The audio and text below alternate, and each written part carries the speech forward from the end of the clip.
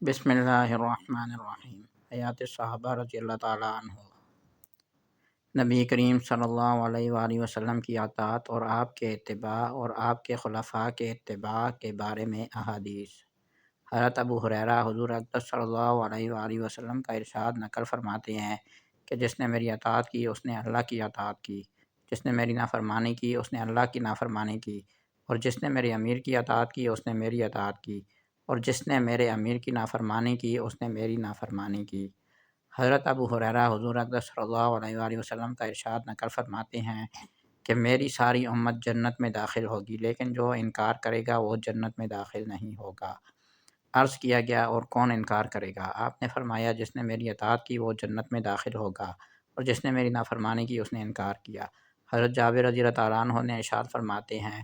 کہ چند فرشتے نبی کریم صلی اللہ علیہ وآلہ وسلم کے پاس آئے اور آپ سو رہے تھے۔ ان فرشتوں نے آپس میں کہا کہ تمہارے اس ساتھی کے لیے ایک مثال ہے، اس مثال کو بیان کرو۔ بعض فرشتوں نے کہا کہ یہ سو رہے ہیں، اور بعض فرشتوں نے کہا کہ ان کی آنکھیں سوتی ہیں اور دل بیدار رہتا ہے۔ تو فرشتوں نے کہا کہ ان کی مثال اس آدمی جیسی ہے کہ جس نے ایک گھر بنایا اور اس گھر میں کھانے کی ایک دعوت کا انتظام کیا اور ایک بلانے والے کو بھیجا، تو جس نے اس بلانے والے کی بات مانی وہ گھر میں داخل ہوا اور اس دعوت میں سے کھایا، اور جس نے اس بلانے والے کی بات نہ مانی نہ وہ گھر میں داخل ہوا اور اس دعوت میں سے کھایا۔ پھر فرشتوں نے کہا کہ اس مثال کا مطلب ان کے سامنے بیان کرو تاکہ یہ سمجھ جائیں۔ اس پر بعض فرشتوں نے کہا کہ یہ تو سو رہے ہیں، اور بعض نے کہا کہ ان کی آنکھیں سوتی ہیں اور دل بیدار رہتا ہے۔ تب فرشتوں نے یہ مطلب بیان کیا کہ وہ گھر جنت ہے اور بلانے والے محمد صلی اللہ علیہ وآلہ وسلم ہیں، لہٰذا جس نے محمد صلی اللہ علیہ وسلم کی اطاعت کی اس نے اللہ کی اطاعت کی، اور جس نے محمد صلی اللہ علیہ وسلم کی نافرمانی کی اس نے اللہ کی نافرمانی کی۔ اور محمد صلی اللہ علیہ وآلہ وسلم کی وجہ سے لوگوں کی دو قسمیں ہو گئیں، جس نے آپ کی مانی اس نے اللہ کی مانی اور جنت میں جائے گا، اور جس نے آپ کی نہ مانی اس نے اللہ کی نہ مانی اور وہ جنت میں نہیں جائے گا۔ حضرت ابو موسیٰ حضور اقدس صلی اللہ علیہ وآلہ وسلم کا ارشاد نقل فرماتے ہیں کہ میری اور اس دین کی مثال جس کو دے کر اللہ تعالیٰ نے مجھے بھیجا ہے اس آدمی جیسی ہے جو اپنی قوم کے پاس آیا اور کہا کہ اے میری قوم، میں نے اپنی آنکھوں سے دشمن کے بڑے لشکر کو تمہاری طرف آتے ہوئے دیکھا ہے، میں تم کو بے غرض ہو کر ڈرا رہا ہوں، لہٰذا یہاں سے بھاگنے میں جلدی کرو۔ چنانچہ اس کی قوم میں سے کچھ لوگوں نے اس کی بات مان لی اور سر شام چل دیے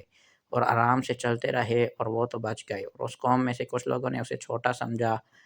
سمجھا اور وہیں ٹھہرے رہے۔ تو دشمن کے لشکر نے ان پر صبح حملہ کر کے ہلاک کر دیا اور ان کو بالکل ختم کر دیا۔ یہ مثال ہے ان لوگوں کی جنہوں نے میری بات مانی اور جو دین حق میں لے کر آیا اس پر عمل کیا، اور ان لوگوں کی جنہوں نے میری نافرمانی کی اور جو دین حق لے کر میں آیا اس کو جھٹلایا۔ حضرت عبداللہ بن عمر رضی اللہ تعالیٰ عنہ حضور اقدس صلی اللہ علیہ وآلہ وسلم کا ارشاد نقل فرماتے ہیں کہ جو کچھ بنی اسرائیل پر آیا وہ سب کچھ میری امت پر ضرور آئے گا، اور دونوں میں ایسی مماثلت ہوگی جیسے کہ دونوں جوتے ایک دوسرے کے برابر کیے جاتے ہیں، یہاں تک کہ اگر بنی اسرائیل میں سے کسی نے اپنی ماں کے ساتھ کھلم کھلا زنا کیا ہوگا تو میری امت میں بھی ایسا شخص ہوگا جو اس کام کو کرے گا۔ اور بنی اسرائیل 72 فرقوں میں تقسیم ہو گئے تھے، میری امت بھی 72 فرقوں میں تقسیم ہو جائے گی، اور ایک فرقے کے علاوہ باقی تمام فرقے جہنم میں جائیں گے۔ صحابہ نے عرض کیا یا رسول اللہ، وہ ایک فرقہ کون سا ہوگا؟ آپ نے فرمایا جو اس راستے پر چلے جس پر میں اور میرے صحابہ ہیں۔ حضرت عرباض بن ساریہ فرماتے ہیں کہ ایک دن حضور اقدس صلی اللہ علیہ وآلہ وسلم نے ہمیں نماز پڑھائی اور پھر اپنا چہرہ انور کے ساتھ ہم لوگوں کی طرف متوجہ ہوئے اور ایسا مؤثر واعظ بیان فرمایا کہ جس سے آنکھوں سے آنسو جاری ہو گئے اور دل کانپ گئے۔ ایک شخص نے عرض کیا یا رسول اللہ صلی اللہ علیہ وآلہ وسلم، آپ کا یہ واعظ ایسا معلوم ہوتا ہے جیسا کہ جانے والے کا آخری واعظ ہوا کرتا ہے، لہٰذا آپ ہمیں کن خاص باتوں کی تاکید فرماتے ہیں؟ آپ نے فرمایا میں تمہیں اس بات کی وصیت کرتا ہوں کہ اللہ سے ڈرو اور امیر کی بات سنو اور مانو، اگرچہ وہ حبشی غلام ہو، کیونکہ تم میں سے میرے بعد جو بھی زندہ رہے گا وہ بہت سے اختلافات دیکھے گا، تو ایسی صورت میں میری اور ہدایت یافتہ خلفائے راشدین کی سنت پر عمل کرتے رہنا اور اسے تھامے رکھنا اور دانتوں سے مضبوط پکڑے رکھنا اور نئی باتوں سے بچنا، کیونکہ ہر نئی بات بدعت ہے اور ہر بدعت گمراہی ہے۔